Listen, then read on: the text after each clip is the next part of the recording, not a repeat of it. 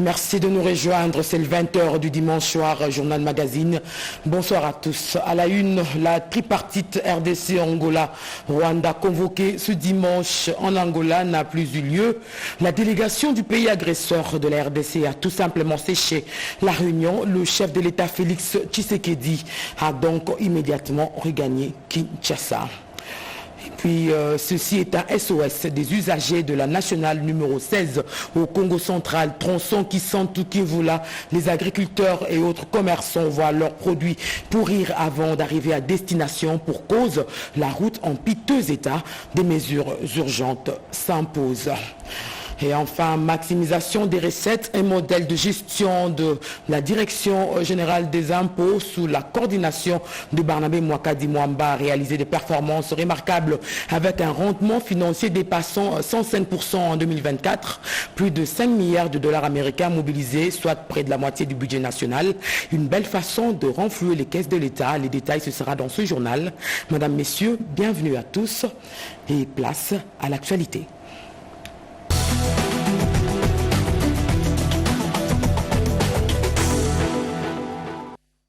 L'actualité, c'est le processus de Luanda pour la paix à l'est de la RDC. Le communiqué de la présidence de la République le confirme. Le président de la RDC, Félix Tshisekedi, a effectué un aller-retour de la capitale angolaise pour justement prendre part à un sommet tripartite RDC-Rwanda-Angola convoqué par João Lourenço. Sur place, le chef de l'État congolais a constaté la non-tenue de la réunion. La délégation du pays agresseur a séché la rencontre. Giscard Koussema. Ce dimanche 15 décembre, le président de la République, Félix-Antoine Tshisekedi Tshilombo, est arrivé à Luanda en Angola pour répondre à l'invitation lui adressée par son homologue João Lourenço dans le cadre du processus de Luanda censé mettre un terme au conflit armé qui oppose la RDC au Rwanda. Accueilli par le ministre angolais des Relations extérieures, Tété Antonio, le chef de l'État s'est directement dirigé au palais présidentiel de Luanda, cadre choisi pour le sommet tripartite. À l'heure indiquée, l'hôte du sommet, João Lourenço, attendait deux chefs de l'État et finalement, seul le président Félix Tshisekedi a répondu favorablement à son invitation. Les deux chefs d'État ont fait les constats d'échec de la tripartite voulue par la médiation après l'annulation de participation de la partie rwandaise sans qu'aucune raison ne soit communiquée. Malgré ces constats d'échec, les présidents Tshisekedi et João Lourenço se sont longuement entretenus autour de ces processus qui restent une des alternatives pour mettre hors du territoire national les forces armées du Rwanda. Depuis la veille, les Rwandais ont multiplié les stratagèmes pour torpiller ce processus. Ce samedi soir, la délégation rwandaise a conditionné la signature de l'accord préparé au cours des rencontres précédentes par une nouvelle exigence qui subordonne la signature de l'accord à un dialogue direct entre la RDC et les groupes armés M23, ce qui constitue un blocage délibéré et une entrave majeure aux efforts pour rétablir la paix dans l'est de la République démocratique du Congo. En introduisant cette condition de dernière minute contraire aux discussions précédentes, les Rwandais démontrent une fois de plus son soutien inconditionnel au M23, un groupe armé impliqué dans des violations graves des droits humains et dans des activités déstabilisatrices en République démocratique du Congo. Cette posture irresponsable met en péril la paix et compromet les avancées majeures enregistrées, notamment la signature d'un plan opérationnel permettant d'une part le retrait des forces rwandaises du territoire congolais et d'autre part le désarmement et neutralisation des FDLR.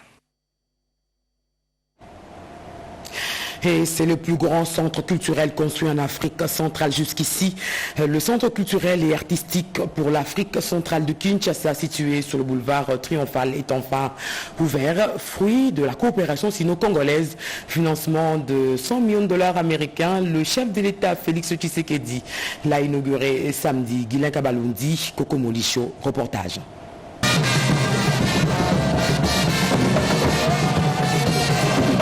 Des prestations de haute facture sous une puissance d'éclairage de scène. Voilà ce que offre le plus grand centre culturel et artistique pour les pays de l'Afrique centrale de Kinshasa, dont les portes ont été ouvertes ce samedi 14 décembre 2024.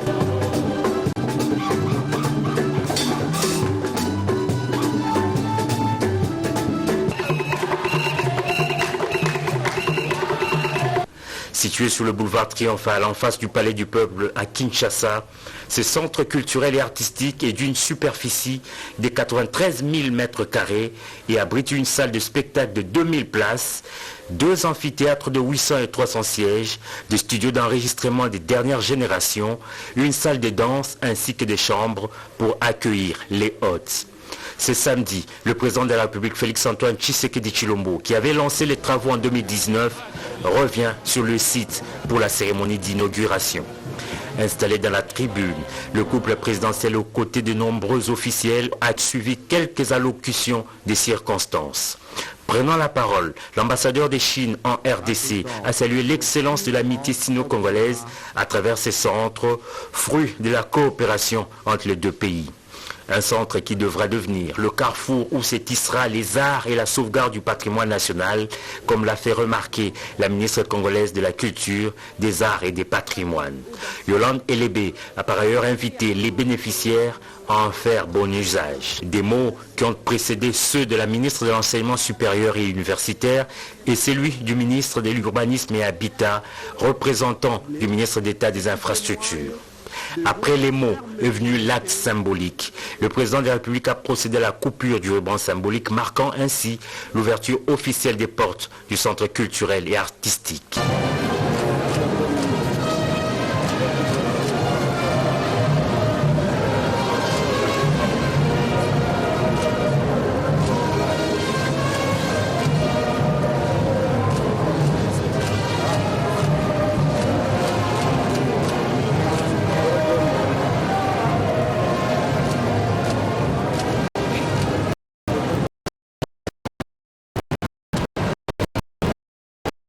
Le symbole, les dévoilements de la normative, la des clés du bâtiment et l'expression du président dans le livre d'or. Une maquette du centre a été présentée au chef de l'État pour lui permettre de se faire une idée de tout le coin de ce centre culturel. À l'état du Grand Théâtre, le cours présidentiel a suivi une projection vidéo, des spectacles et des animations culturelles.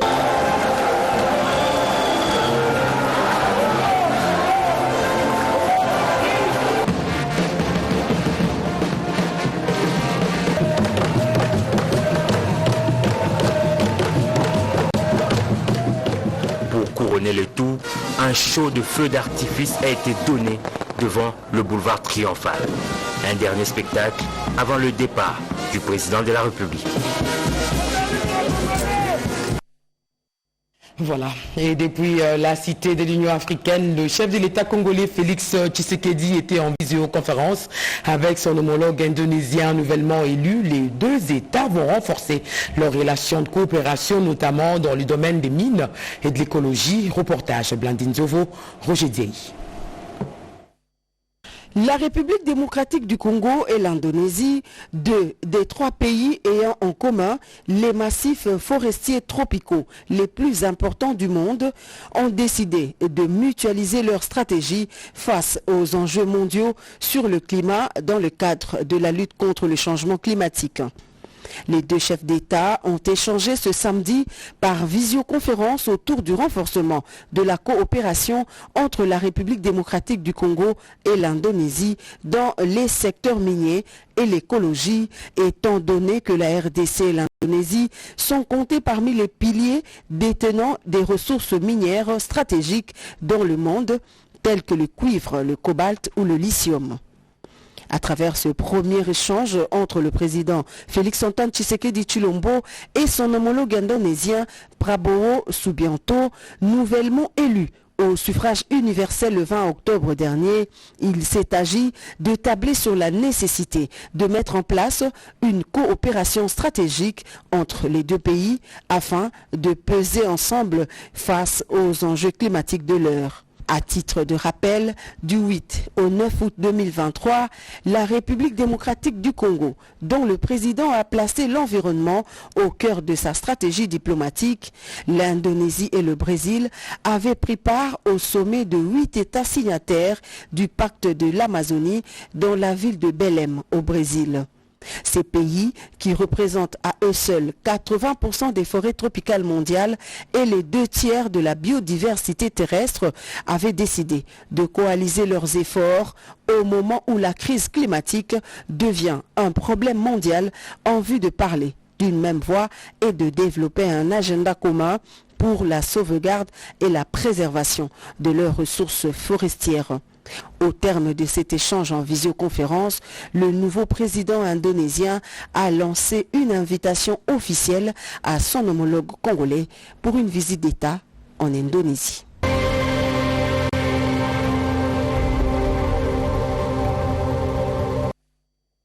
Direction Massimanimba, province du Kwilu, les électeurs se sont choisis ce dimanche leurs représentants au Parlement, une élection qui fait suite à l'annulation des scrutins de décembre 2023 émaillés de violence. On a donc vu ce matin à 6 heures déjà des milliers de Congolais de ce coin du pays amassés devant le bureau de vote. Un élément à suivre un peu plus tard. Une délégation gouvernementale est allée ce dimanche constater l'effectivité de la reprise des travaux de construction de la salle des spectacles Kinshasa Arena au stade de Martyrs. Un commentaire en image bien sûr, et c'est la voix de Yolande Voka. Les travaux de construction de Kinshasa Arena ont repris dans l'enceinte du stade de Martyrs de la Pentecôte. Une délégation gouvernementale et de responsables des entreprises commis à ces travaux ont été ce dimanche sur les sites pour constater l'effectivité de la reprise de travaux après plusieurs mois d'arrêt. Maintenant, en ce moment, les éléments bloquants ont été levés. Il n'y a plus rien qui va bloquer le projet. Alors l'entreprise a promis de rendre le projet au mois de septembre. On travaille d'arrache-pied avec tout le monde. On a une forte mobilisation et on pense tenir à cet ultimatum du mois de septembre 2025 pour la livraison complète du projet.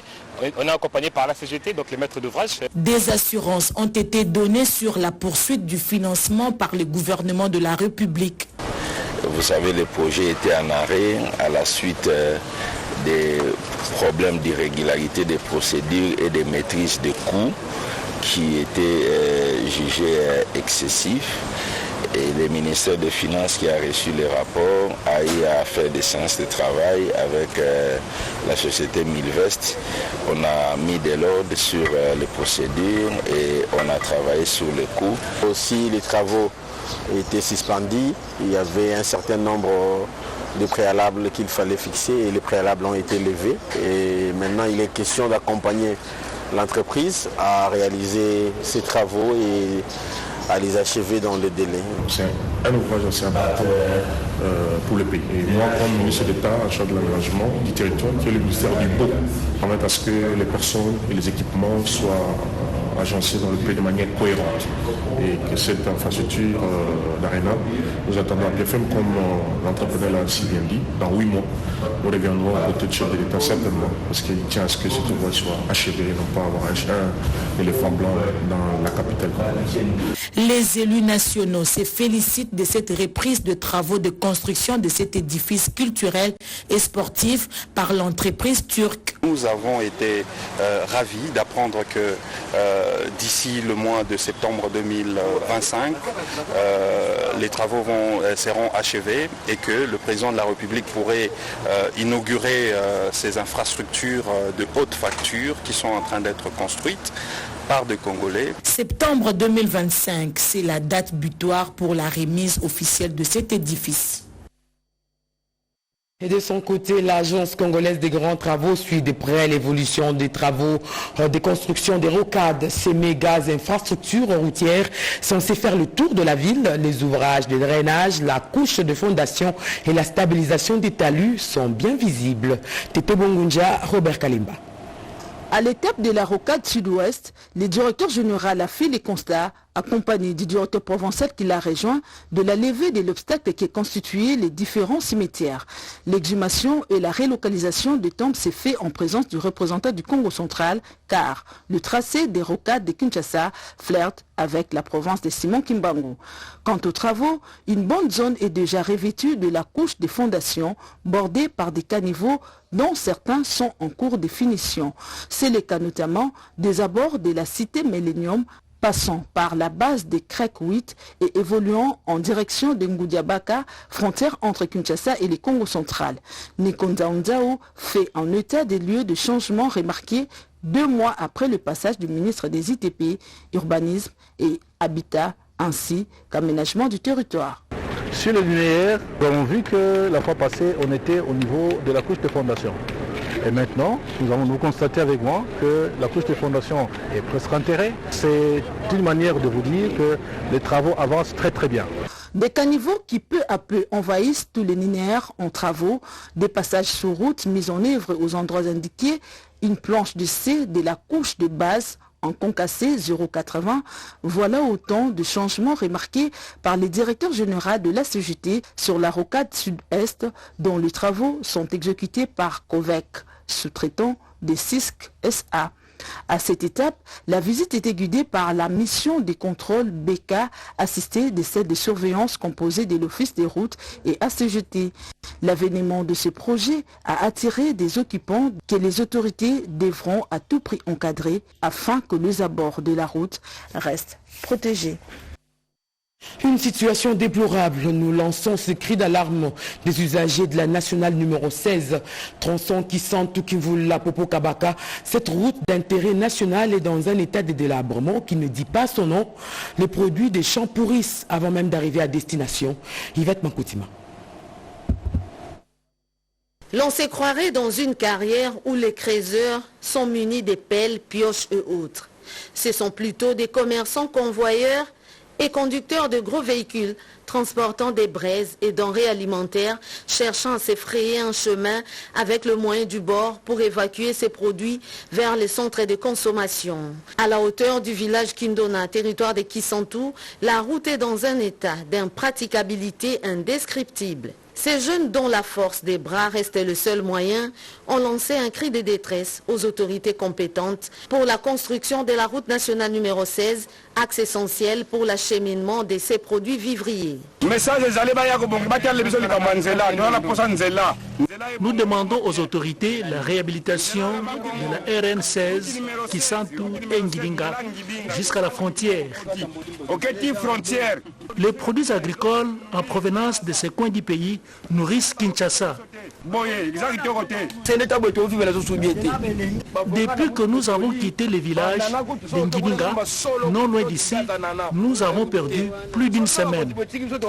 Nos produits, avocats, ananas et autres périssent ici. Aidez-nous.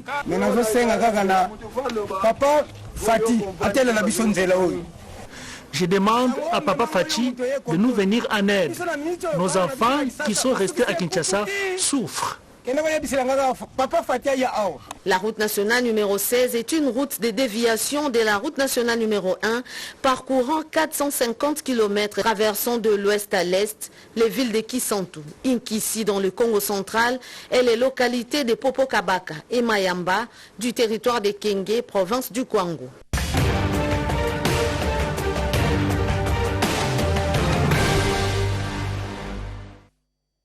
Et c'était une semaine bien remplie pour le garant de la nation congolaise. Il n'a pas seulement inauguré le plus grand centre culturel d'Afrique centrale, mais également il a déployé tant d'autres activités reprises ici dans la semaine du président. Sélection de Kibambiso Moïsa. Devant les 2 chambres du Parlement réunies en congrès au Palais du Peuple, le président de la République Félix-Antoine Tshisekedi Tshilombo a prononcé son discours sur l'état de la nation dans une salle de congrès où l'on a noté la présence de tous les chefs des institutions de la République et des ambassadeurs et chefs des missions diplomatiques accrédités à RDC. Le chef de l'État a, dans son allocution, repris l'action menée durant l'année 2024. Sur le plan économique, le taux de change a les réserves internationales atteignent 6 117 50 000 $ américains. Des mesures ont été aussi prises pour sécuriser le pouvoir d'achat. Le litre d'essence est passé de 3 340 à 2 990 francs congolais et celui du gasoil s'élevant à 2977 au lieu des 3435 francs congolais par les passés. 8 produits alimentaires de première nécessité connaissent aussi une baisse sensible de prix. Concernant les embouteillages, le chef de l'État a dit avoir instruit le gouvernement de procéder à une évaluation approfondie des mesures existantes et de proposer les améliorations ou ajustements significatifs pour remédier aux embouteillages. À la question relative au banditisme et au phénomène Corona, des mesures sont prises. Le gouvernement a lancé le processus de dotation en matériel roulant à la police nationale et aux administrateurs des territoires pour leur itinérance. Crise sécurité dans l'Est de la RDC, le président de la République a réitéré sa détermination à y mettre fin. Il a aussi exprimé sa solidarité aux victimes, soulignant que les efforts ne cesseront pas pour leur porter assistance et protection. Garant de la nation et du bon fonctionnement des institutions, le président de la République a aussi abordé la question de révision ou changement de la Constitution, soulignant qu'il est temps d'engager une réflexion nationale sur une réforme constitutionnelle afin d'éliminer les failles qui ralentissent le fonctionnement de l'appareil étatique. En début de semaine, le président de la République Félix Antoine Tshisekedi Tshilombo a procédé à l'hôtel Pullman au lancement officiel de la conférence sur la lutte contre la corruption. Mobiliser la jeunesse africaine contre la corruption pour des lendemains meilleurs, c'est le thème principal de cette conférence qui a été organisée par l'Inspection générale des finances en collaboration avec le Forum des inspections générales d'État et institutions de contrôle assimilées d'Afrique. La conférence a réuni les présidents de l'Assemblée nationale et du Sénat, la première ministre, plusieurs membres du gouvernement, des chefs des délégations de pays membres du Forum des inspections générales d'État et des représentants d'organisations non gouvernementales. Dans son allocution des circonstances, le chef de l'État a souligné que la lutte contre la corruption n'est pas que l'apanage de quelques-uns, mais aussi une responsabilité collective, appelant à une mobilisation générale pour éradiquer ces fléaux. Il s'est ouvert au centre financier de Kinshasa les travaux des états généraux des entreprises du portefeuille de l'État. Président, la cérémonie d'ouverture de ces assises, le chef de l'État a souligné que les états généraux des entreprises du portefeuille de l'État ont pour but de faire de ces entreprises le moteur dynamique de développement capable non seulement de générer des revenus et de créer des emplois, mais aussi de contribuer directement à l'amélioration du bien-être de chaque Congolais. Pour le président de la République, la gestion des entreprises du portefeuille de l'État devra être désormais irréprochable. Le vendredi, le chef de l'État Félix Antoine Tshisekedi Tshilombo a présidé à la Cité de l'Union africaine la 26e réunion du Conseil des ministres. Madame la Première ministre Judith Suminwa Tuluka et tous les membres du gouvernement présents à Kinshasa ont pris part à cette réunion. La communication du président de la République, la situation sécuritaire et sanitaire à RDC, l'évolution du marché d'échange et l'organisation de l'audit des viabilités des établissements publics et privés était à l'ordre du jour de la 26e réunion du Conseil des ministres.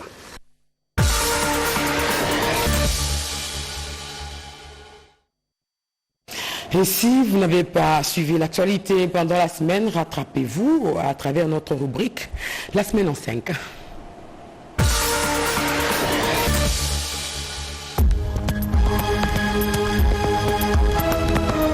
La semaine qui s'achève était riche en actualité. Les audiences foraines se sont poursuivies sur l'ensemble de la ville de Kinshasa. Le vice-premier ministre, ministre de l'Intérieur, Sécurité et Affaires coutumières pense que l'heure est venue pour terroriser les Kuluna.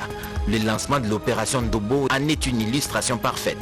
Et que toute la rigueur de la loi soit appliquée à ces jeunes marginaux, le ministre d'État, ministre de la Justice et garde des Sceaux est sur le terrain pour suivre le procès de ces scélérats. Promise par le chef de l'État Félix Antoine Tshisekedi, la baisse des produits de grande consommation a été décidée. Les prix de riz, sucre, poisson, poulet, sans être exhaustifs, ont dégringolé à la suite de l'accord signé par les gros importateurs membres de la Fédération des entreprises du Congo FEC et le gouvernement de la République. Le vice-premier ministre, ministre de l'économie nationale, a effectué le lendemain une visite de terrain pour voir les fournisseurs et en avoir le cœur net. Pendant ce temps, le portefeuille de l'État subissait un examen minutieux de sa situation, connue pas très fameuse. Plusieurs panels avec différents sujets pour autopsier les entreprises publiques, l'objectif étant de proposer la thérapeutique qui replace les entreprises du portefeuille au cœur de l'économie nationale. La première ministre chef du gouvernement a rassuré sur la volonté d'un nouveau départ. Toujours dans la semaine, la première ministre a ouvert la 12e session ordinaire de l'autorité du lac Tanganyika à Kinshasa. La RDC, le Burundi, la Zambie et la Tanzanie se proposent des stratégies qui assureront la sécurité alimentaire et nutritionnelle dans la sous-région tout en préservant l'écosystème vital du lac Tanganyika. Le projet du budget exercice 2025 a été adopté en seconde lecture au Sénat. Les sénateurs ont également dans la semaine, dans le cadre du contrôle parlementaire, entendu quelques membres du gouvernement. En se servant de l'expérience des autres, la radio-télévision nationale congolaise peut avoir une riche banque de données en termes d'archives. Le ministre de la Communication et Médias a discuté dans la semaine avec Paul Lompec et Christian Gomis de l'Institut national des archives de France dans cette perspective. Massimanimba et Yakoma vont connaître leurs représentants à l'Assemblée nationale et dans les assemblées provinciales. C'est au terme d'une campagne agitée comme de tradition et les formations en cascade de la Commission électorale nationale indépendante que les électeurs se rendent aux urnes. Et pour terminer, le coordonnateur national du PDD-RCS a participé à Bujumbura au Burundi à l'atelier de mise en place du cadre légal de rapatriement des ex-combattants burundais désarmés sur le sol congolais.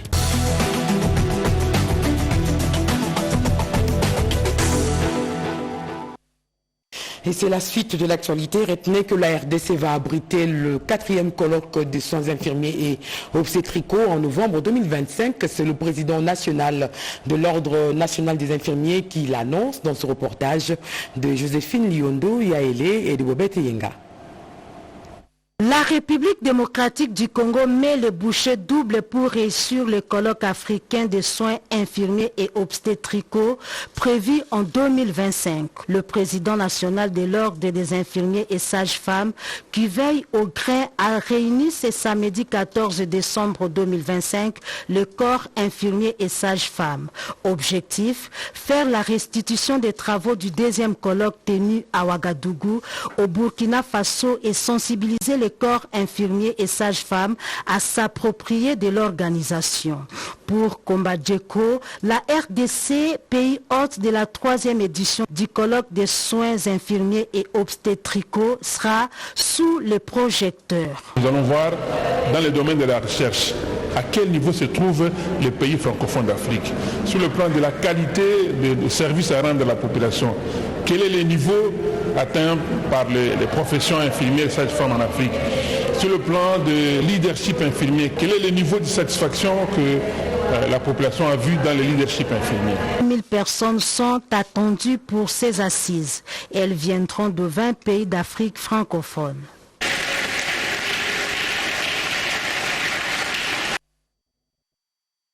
L'hygiène menstruelle, un véritable souci pour de nombreuses femmes et jeunes filles.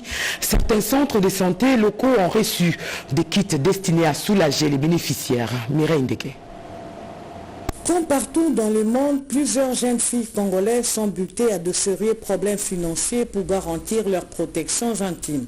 C'est dans cette logique que la Miss Indépendance RDC, Océane Poundou, après son élection en 2023, s'est fixé l'objectif d'accompagner les jeunes filles de son pays dans la lutte contre la précarité mensuelle.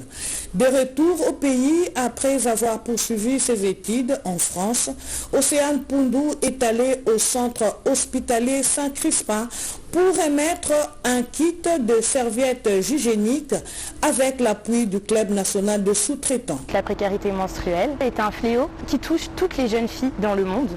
Ce n'est pas seulement au Congo, mais au Congo, c'est un problème qui est majeur, car beaucoup de jeunes femmes sont en situation de pauvreté, de précarité, et donc les menstruations deviennent un fardeau. Elles n'ont pas la possibilité, pour certaines, d'avoir accès à des bandes hygiéniques, donc elles utilisent des tissus ou d'autres éléments qui ne sont pas adaptés et qui peuvent engendrer des problèmes de santé comme des infections. Au nom des bénéficiaires, le docteur Mouzombi n'est pas resté indifférent face à ce geste louable venant d'une jeune femme éprise d'amour pour la condition hygiénique de la femme dont la jeune fille. Nous sommes très heureux.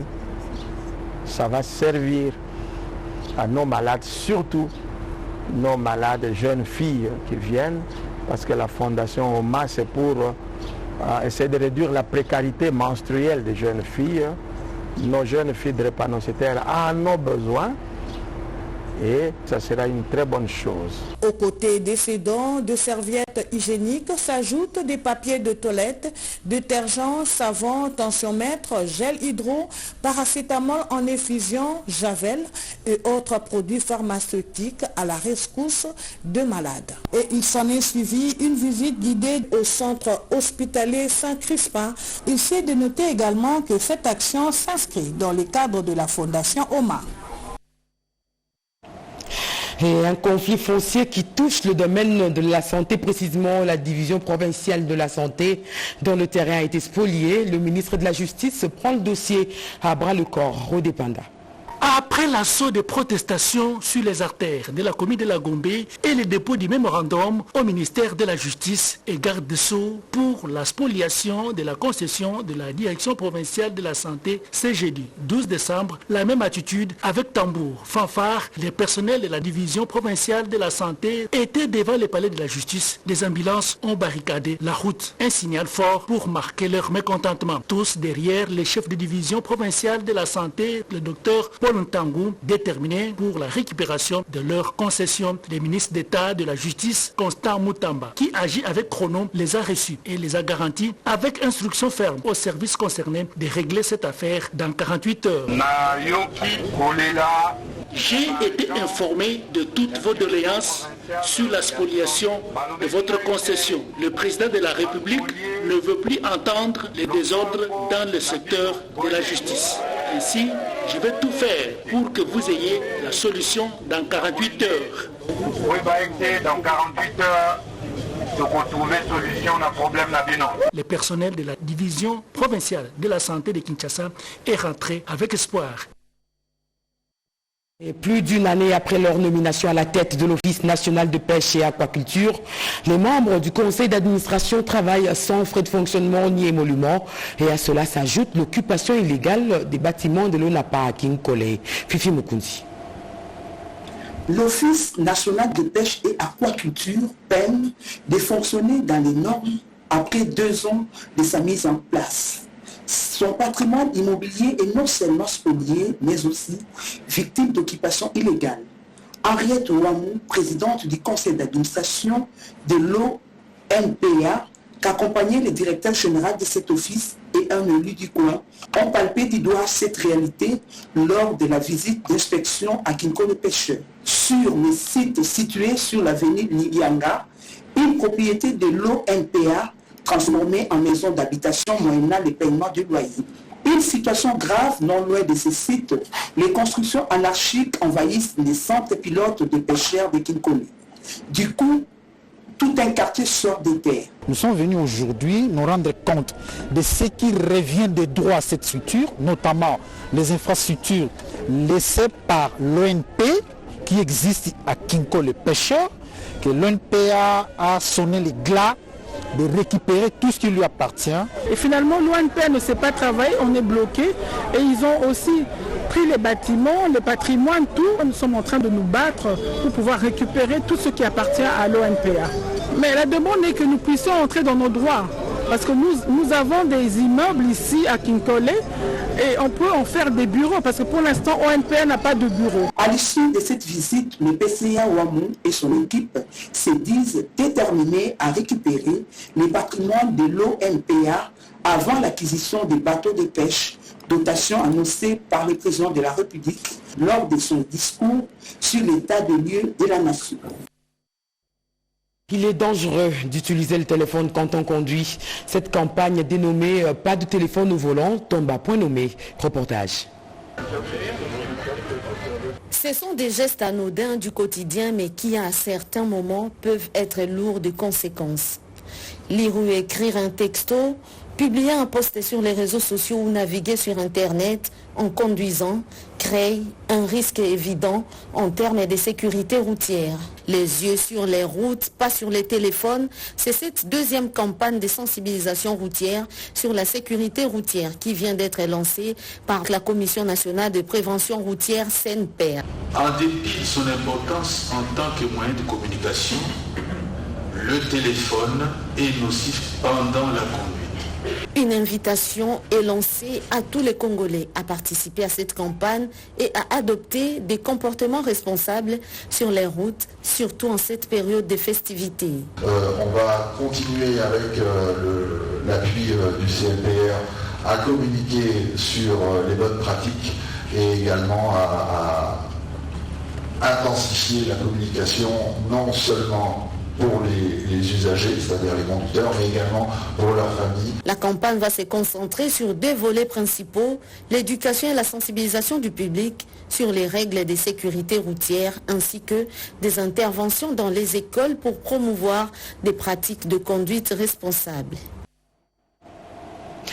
Un modèle de gestion, la Direction générale des impôts sous la conduite de Barnabé Mwakadi Mwamba a réalisé des performances remarquables avec un rendement financier de plus de 105% en 2024, plus de 5 milliards de dollars américains de recettes mobilisées, soit plus de la moitié du budget national. Une belle façon de renflouer les caisses de l'État. Le magazine RDC Infrastructure et Développement, émission produite par la RTNC et présentée par Aimé Mutombo, lui a reconnu le mérite de la gestion responsable.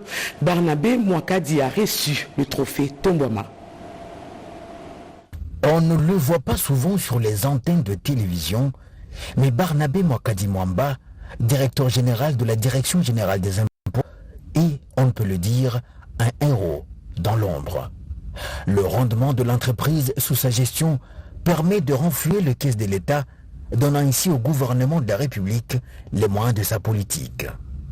Résultat, des projets de développement, des infrastructures de grande envergure qui naissent à travers le pays. Tout ceci justifie bien ce trophée et ce diplôme d'excellence remis à ce mandataire public, initiative du trophée Tombouama et du magazine télévisé RDC Infrastructure et Développement, diffusé 11 années durant sur les antennes de la télévision nationale, émission que présente Aimé Mutombo, spécialiste en la matière. C'est bien clair, Barnabé Mwakadi Mwamba, à la tête de la DGI, a excellé dans la mise en œuvre des réformes et il est passé de performance en performance, crevant ainsi chaque année le plafond des assignations budgétaires. Je dis grandement merci à notre cher président de la République, Félix Antoine Tshisekedi Tshilombo, chef de l'État, qui nous a placés à la tête de ces grands services mobilisateurs de recettes.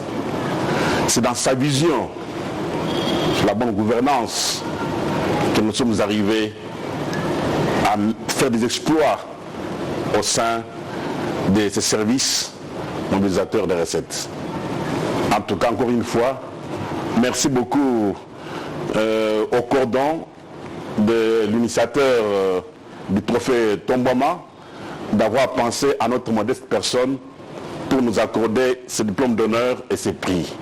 La deuxième édition du trophée Tombouama, on le rappelle, a bien vécu dimanche 8 décembre à l'hôtel du Fleuve et à l'occasion, une vingtaine de personnalités ayant excellé dans les domaines des infrastructures et développement ont été primées. À suivre après ce journal, une page magazine sur les performances financières de la DGI et la remise du trophée Tombouama au DG de l'entreprise. Et en politique, Constant Moutamba a mobilisé des foules dans le district de la Tchangou sur les réformes de la Constitution. Cédric Kenina. C'est à la maison de l'entrepreneuriat à Limete que s'est ouverte.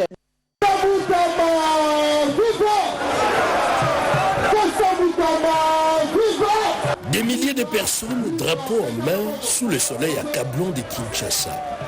Les terrains Bouddha, dans la commune d'Ndjili, a refoulé du monde. L'opposition républicaine, avec à sa tête Constant Moutamba, a mobilisé plus que prévu autour de la réforme constitutionnelle.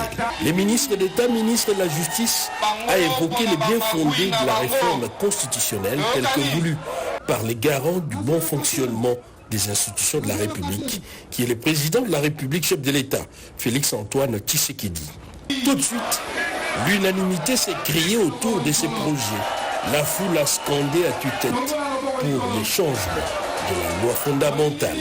Cependant, c'est lui qu'on appelle le crocodile de Lubao a jeté les pavés dans la mare pour fustiger les comportements hypocrites, selon lui, de l'opposition radicale qui joue au Ponce Pilate. Le leader de l'opposition républicaine a salué l'ouverture politique manifestée par le chef de l'État avec la mise en place d'un gouvernement inclusif. Dans le chapitre de la lutte contre le banditisme urbain appelé Kuluna, l'accent a été mis sur la nécessité de renforcer l'opération Zéro Kuluna, enfin d'éradiquer le phénomène des gangs urbains.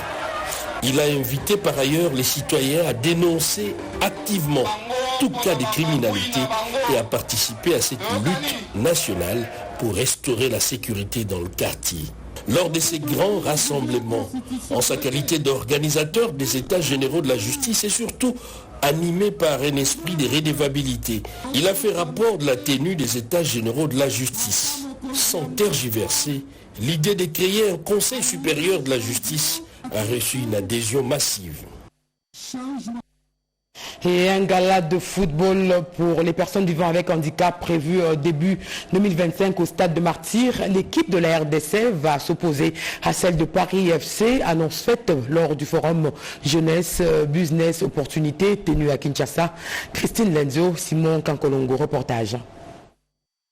C'est à la maison de l'entrepreneuriat à Limité que s'est ouverte la deuxième édition de JBO, Jeunesse Business Opportunity. Cette activité coordonnée par Claire Yaniwana, fondatrice de RD Connection, excelle dans l'encadrement des jeunes entrepreneurs. Lors de leurs échanges avec plusieurs entrepreneurs, Claire Yaniwana a annoncé la tenue le 4 janvier 2025 d'une grande activité sportive avec les personnes vivant avec handicap, visibles et non visibles, activité qui se tiendra au stade des Martyrs. D'où le séjour à Kinshasa de KS Academy avec les coachs de Paris FC, Kamel Saouti, sélectionneur de l'équipe de France de football pour les personnes amputées. Le message pour les Congolais que l'handicap peut toucher n'importe qui à n'importe quel moment de sa vie, c'est une vraie réalité. On n'est que passage sur terre et si on peut apporter un peu de bonheur à des personnes en situation de handicap, il faut le faire. En tout cas, nous on est là pour vous. L'idée c'est pas de faire un match pour faire un match, c'est de pérenniser nos relations avec le Paris FC Handifoot, non pas sur le court terme, mais sur le long terme. Et je dirais pour finir, merci au peuple congolais. On vient avec un éléphant à la maison, nous les déposons et chacun prend sa part, chacun tire. Et je crois qu'avec le président de la République, si lui-même peut être comme Kamel est en train de souhaiter et que surtout tout le monde souhaite qu'il soit le premier à ouvrir et surtout à faire comme on